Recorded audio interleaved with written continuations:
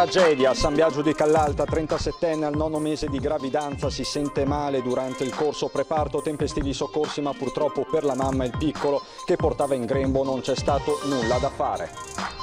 Si attendono nelle prossime ore le misure di Natale del governo, pressing di Zaia che chiede di anticipare i provvedimenti già questo fine settimana, altrimenti dice farò io. I numeri delle terapie intensive del Veneto dopo le polemiche dei giorni scorsi, interviene il dottor Rosi, rispetto a marzo chiarisce ci sono pazienti in condizioni più gravi. Sanità veneta sotto attacco sul numero dei contagi e dei decessi, secondo qualcuno un tentativo per centralizzare la sanità. Il consigliere regionale Formaggio: serve maggiore autonomia.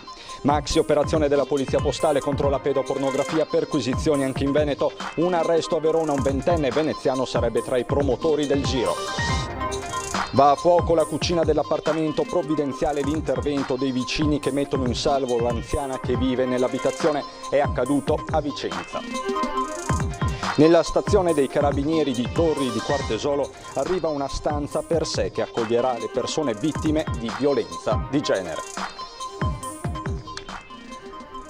Bentrovati, buonasera telespettatrici, telespettatori di Antenna 3. In apertura di questa edizione regionale il dramma che si è consumato a San Biagio di Callalta, dove una giovane donna è morta e con lei il piccolo che teneva in grembo.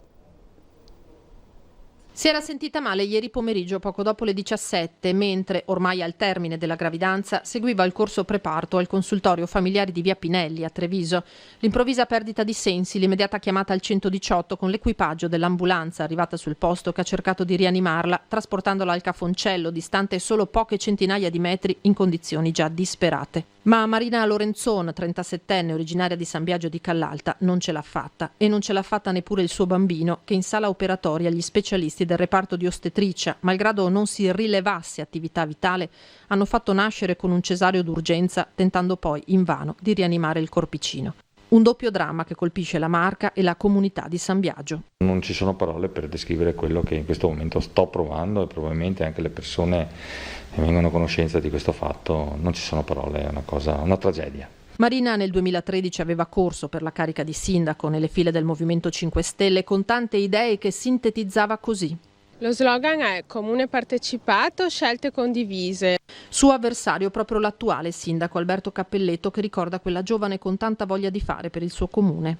Sicuramente il mio ricordo viaggia a diversi anni fa, quando è stata anche lei candidata a sindaco per il nostro comune, quindi una persona che aveva voglia di fare, voglia di contribuire a quello che è la società, con tutte le idee di una persona giovane che poteva portare nel nostro territorio, con la voglia di vivere, con la voglia di fare. È stata un'emorragia interna a colpire Marina, causata da cosa? Sarà l'autopsia a stabilirlo.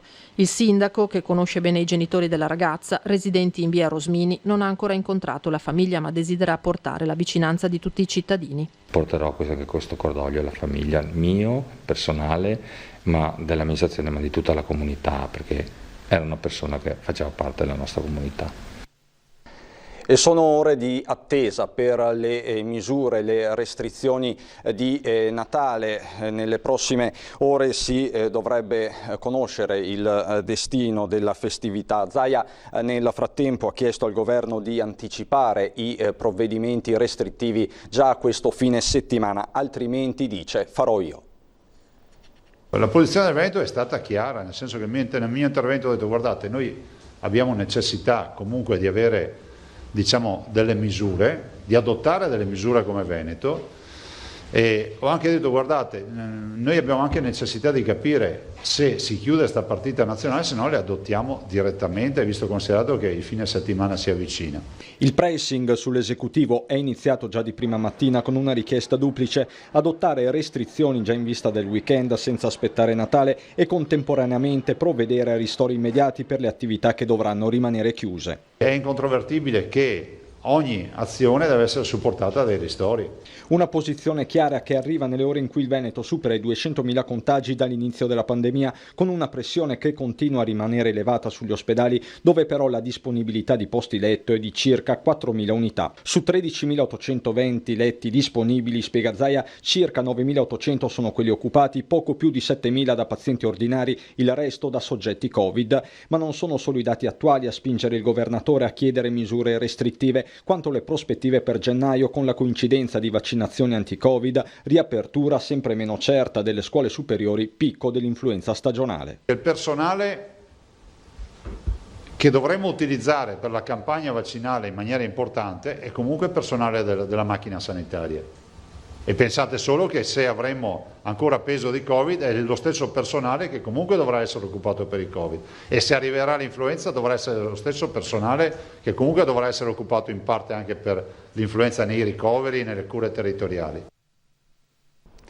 In questo contesto che si aggiorna di ora in ora si inserisce anche la polemica attorno ai numeri delle terapie intensive. A fare chiarezza oggi a Marghera anche il dottor Paolo Rosi. 840 letti disponibili in totale nella prima fase Covid. A giugno ne sono stati aggiunti 211 più un ampliamento di organico, mentre ad agosto ripresi i 191 CREU e 90 riconvertibili, cui si sono aggiunti 167 letti riconvertiti dai subintensivi per ospitare sia intensiva che sub. Dal 5 maggio DGR 552 che ha creato il primo piano di emergenza ospedaliero per la risposta al Covid, dove si parte dalla dotazione ordinaria dei 500 erotti posti letto di terapia intensiva che abbiamo stabili, e ci si va ad aggiungere i posti letto ad attivazione CREU 191. Posti letto ad attivazione CREU sono dei posti letto sempre pronti, allestiti in dei locali che sono tenuti chiusi. Rosi ha poi fotografato il quadro attuale con un andamento un po' altalenante. Con questi 160 letti arriviamo ai famosi 1000. Con la DGR 1103 rispetto alla 552 noi andiamo a dire anche dove li mettiamo, cioè individuiamo ospedale per ospedale dove vanno messi questi letti. E quindi qui letto per letto abbiamo la planimetria con il punto esatto e la numerazione sulla planimetria, che lo vedete, e abbiamo anche un dettaglio, una specie di foglio Excel dove è scritto se quel letto è attivabile, in che tempi e con che operazione è necessaria in termini di riduzione di altri servizi per andare ad aprirlo. Se mi chiedete se oggi sono più attivi, la risposta è no, perché attivare 1000 letti vuol dire bloccare qualsiasi altro tipo di attività, escluso le gravi emergenze. Rosi ha poi fotografato il quadro attuale con un andamento un po' altalenante. Attualmente sono 587 i letti di terapia intensiva occupati, di cui 209 non Covid. La novità rispetto a marzo è che abbiamo pazienti più gravi in terapia intensiva, perché a marzo la percentuale di subintensiva era molto bassa. Oggi invece chi arriva in terapia intensiva ha un quadro mediamente più grave, questo spiega anche una mortalità più alta. Il 10% dei morti ha meno di 70 anni e sono 500 ad oggi, molti in buona salute. Il personale nostro sta facendo un lavoro veramente mostruoso e per un periodo di tempo molto prolungato. Questo è un altro degli aspetti che ci preoccupa, perché al di là della disponibilità dei letti che non si consumano, il personale ovviamente invece soffre di questa cosa.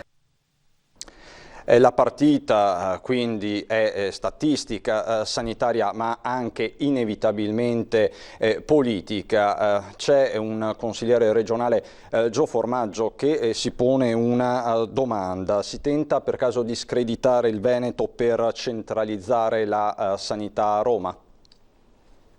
In questo momento la regione del Veneto è sotto attacco. Lo Stato vuole far credere ai nostri cittadini che non siamo più all'altezza di questa pandemia. La Regione Veneto risponderà in maniera determinata e decisa e farà capire soprattutto allo Stato italiano che non c'è niente da centralizzare, anzi abbiamo bisogno di sempre più autonomia, perché abbiamo dimostrato nel corso di questi anni l'eccellenza veneta, che è diventata un'eccellenza non solo italiana ma anche europea. Quindi siamo preoccupati per queste nuove ondate di coronavirus però non possiamo fermarci e soprattutto dobbiamo lavorare per i veneti e dimostrare ai veneti che non abbiamo niente da imparare da nessuno.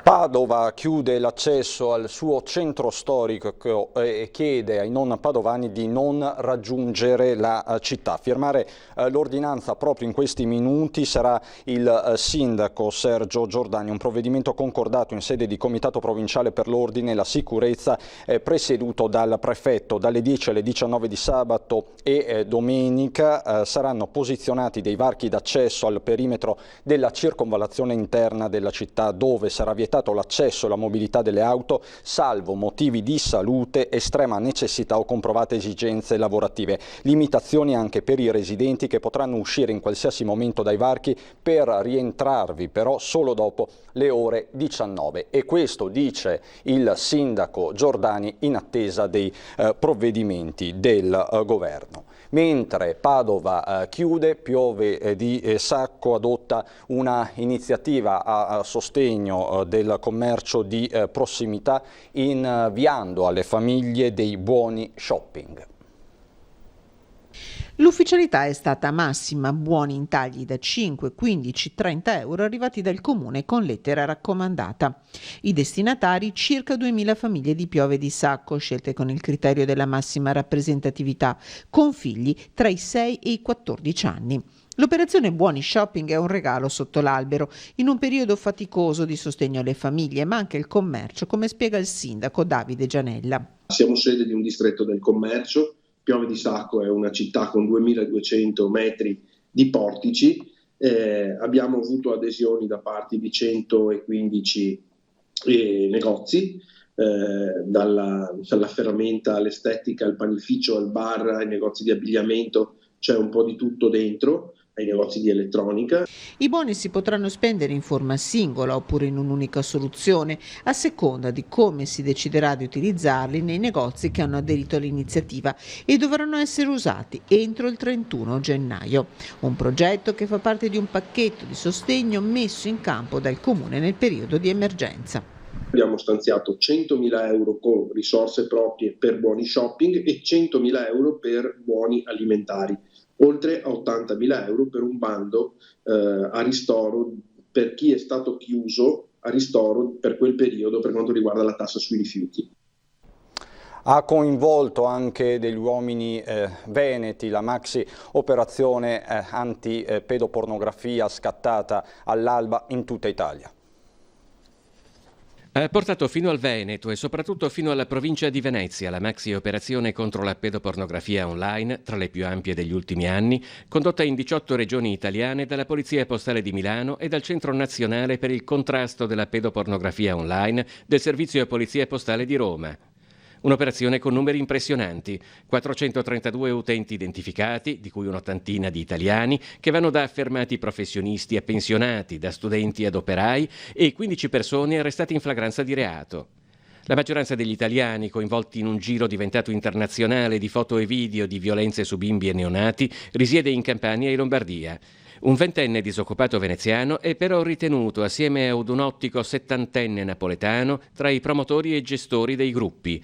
A suo carico ci sarebbe al momento solo una denuncia. L'arresto invece è scattato per coloro la cui perquisizione domiciliare ha portato alla scoperta di ingenti materiali pedopornografici. In Veneto le perquisizioni sono state 4, 3 in provincia di Venezia, tra Portogruaro e Mestre, e una in provincia di Verona, che si è conclusa con l'arresto di un 35enne. Le indagini hanno portato a scoprire 159 gruppi pedofili e smantellare 16 associazioni criminali che diffondevano i contenuti pedopornografici. Le indagini però proseguono, restano da rintracciare le vittime presenti nelle immagini e nei filmati. C'è stato anche un maxi sequestro di pellet lungo la statale Romea, ben 45 tonnellate. Nel corso di 2 controlli stradali lungo la Romea, la Guardia di Finanza di Venezia ha sequestrato oltre 45 tonnellate di pellet. Nella prima operazione i finanziari di Chioggia hanno fermato un auto articolato russo che trasportava oltre 22 tonnellate. Al momento del controllo, l'autista ha mostrato i documenti di accompagnamento del carico che indicavano la Lituania come origine del prodotto. Sui sacchi però era scritto Austria. I successivi accertamenti sulla documentazione trovata nella cabina del conducente hanno permesso di ricostruire il percorso effettuato, scoprendo che la merce proveniva dalla Russia e il camion non aveva mai attraversato l'Austria. Il carico di pellet potenzialmente pericoloso per i consumatori è stato sequestrato, mentre il trasportatore denunciato. La seconda operazione ha portato al sequestro di altre 23 tonnellate provenienti dall'Ucraina, prive di indicazioni minime di sicurezza. In questo caso sui sacchi mancava qualsiasi riferimento al paese di origine e all'importatore stabilito nell'Unione Europea. La cronaca ci porta ora a Vicenza, in via Malacarne, dove un'anziana è stata salvata dai vicini di casa. La sua cucina stava andando a fuoco. Il circuito praticamente da sotto il secchiaio c'erano delle spine dove era collegato il frigorifero, dove era collegata le lavastoviglie e il forno. È partito da lì e tutto quanto ha preso fuoco, la cucina intera, da buttare via tutto, da buttare via tutto. Sono le 7 di mattina quando scoppia l'incendio in questa piccola palazzina di via Malacarne, zona Anconetta, Vicenza. Nell'appartamento al primo piano, in cucina, a quell'ora c'è la proprietaria, un anziano 85enne. Sono momenti di paura per la donna, ma l'odore acre del fumo e le sue grida attirano l'attenzione dei vicini di Pianerottolo che, senza pensarci 2 minuti, accorrono in suo aiuto e mettono in salvo l'anziana scossa. No, è stata a casa mia, non si è fatta niente. Ringraziando Dio, anche ringraziando i vicini qua, siamo cavata, dai. Sono stati bravissimi loro che hanno soccorsa e tutto. Sul posto arrivano i vigili del fuoco con un'autopompa, un'autobotte e l'autoscale. 9 operatori entrano nell'appartamento invaso dal fumo, dotati di autorespiratori, e domano le fiamme che nel frattempo hanno bruciato i pensili in cucina, causando danni da fumo a tutto l'appartamento. Tutti i condomini evacuati per sicurezza possono rientrare negli appartamenti e subito scatta la gara di solidarietà per far tornare a casa il prima possibile l'85enne. La zia sta bene, per fortuna è un po' scossa perché logicamente anche una certa età, però dai, tutti insieme facciamo. Tutti le vogliono bene, tutti quanti, guarda qua intorno, dai vicini, di sopra, di fianco, tutti angeli. Sì. Guarda, le dico la verità che li ringrazio col cuore in mano, guarda, è anche commossa. Ancora cronaca subito dopo la pubblicità.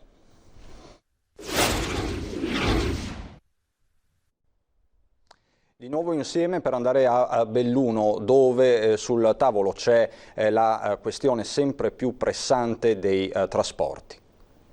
Il tema è di stretta attualità. La ripresa delle lezioni in presenza ha mobilitato le istituzioni e le aziende di trasporto pubblico. Lo sforzo è collettivo per conciliare le norme previste dal DPCM e la disponibilità dei mezzi. È un tema molto difficile, anche perché dobbiamo conciliare le esigenze della scuola, quelle ovviamente del TPL, quindi di Dolomiti Bus.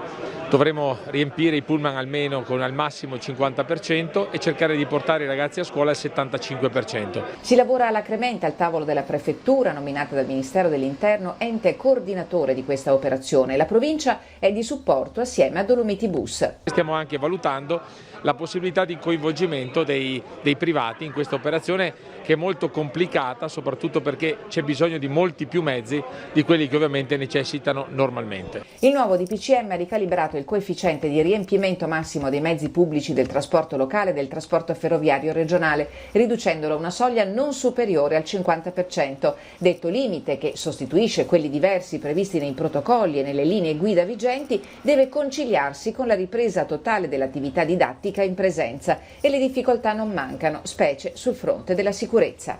Siamo partiti da 3, diciamo così, scenari: 100% a scuola in presenza, 80% e 50%. Ovviamente il 75% imposto dal DPCM ci ha un po' spiazzato, quindi stiamo cercando di studiare delle soluzioni che imporranno dei pullman aggiuntivi sicuramente. E poi c'è un altro problema, quello del piazzale della stazione di Belluno, nel senso che con tanti pullman potrebbe creare dei problemi di sicurezza che anche questi dovranno essere valutati. Da Belluno ritorniamo nel Vicentino, a Torri di Quartesolo. Alla stazione dei Carabinieri è stata attivata una stanza contro la violenza di genere. Il fenomeno della violenza di genere è già presente. In questi tempi difficili di pandemia, con le restrizioni alle libertà personali, ad una convivenza domestica magari forzata, purtroppo rischia di acuirsi. Una stanza per sé diventa oggi più che mai importante, un luogo, un rifugio dove la vittima di violenza, donna, uomo, minore che sia, possa sentirsi a proprio agio. Una stanza dove la vittima e chi deve raccogliere il suo drammatico racconto sono a tu per tu. Un luogo apartato, caldo. La stanza in questione è stata inaugurata da poco nella stazione dei Carabinieri di Torri di Quartesolo, la seconda in provincia di Vicenza dopo quella nella tenenza di Due Ville aperta nel 2016. Questa stanza serve appunto a far sentire le persone che subiscono delle violenze di genere, farle sentire più tranquille nel poter esprimere quello che hanno vissuto. Accoglienza, ma anche un sistema di registrazione audio importante per evitare che la vittima sia costretta a ripetere più volte il dramma vissuto, e lo sa bene il maresciallo Federica Zanette. Finora mi è capitato appunto di approcciarmi con donne che subiscono maltrattamenti in famiglia, ma anche minori che hanno subito delle violenze in famiglia. Il nostro compito è proprio quello di ascoltare queste persone e creare con loro un rapporto di fiducia in modo che possano acquisire sempre maggiore sicurezza per poter uscire da queste situazioni difficili. Un progetto, quello della stanza nella caserma di Torri, partito nel 2019, che ha visto coinvolti lo stesso comandante provinciale dell'Arma Nicola Bianchi e il presidente del Tribunale di Vicenza Alberto Rizzo.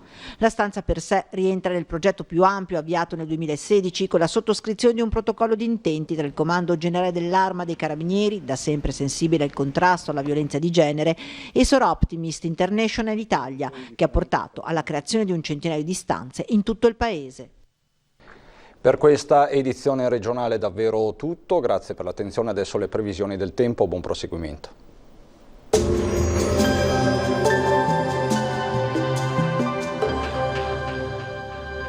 Agenzia Le Cirque. Per vendere o acquistare la tua casa, Agenzia Le Cirque. Professionisti al tuo servizio. Benvenuti al meteo. Tempo tutto sommato buono sul nostro territorio, sarà in genere asciutto, anche se a dire il vero il sole non si farà molto vedere. Vediamo insieme il dettaglio di giovedì 17 dicembre. Sul Veneto, in qualche valle prealpina e soprattutto in pianura saranno presenti parecchie nubi basse e nebbie, in parziale sollevamento durante le ore diurne. In montagna cielo parzialmente nuvoloso, qui non si escludono delle schiarite al pomeriggio, precipitazioni comunque assenti. Temperature stazionarie minime tra lo 0 e i 4 gradi, valori massimi compresi invece tra i 7 e i 10 gradi all'incirca.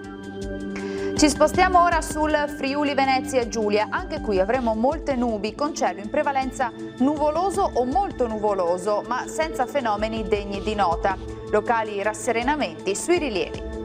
Temperature minime tra 2 e 8 gradi, massime sui 9-12 gradi.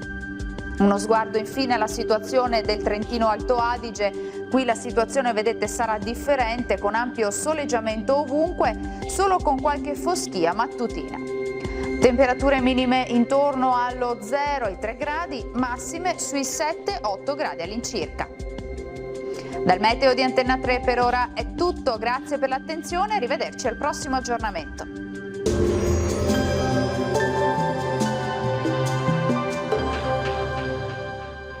Agenzia Le Cirque. Per vendere o acquistare la tua casa, Agenzia Le Cirque. Professionisti al tuo servizio.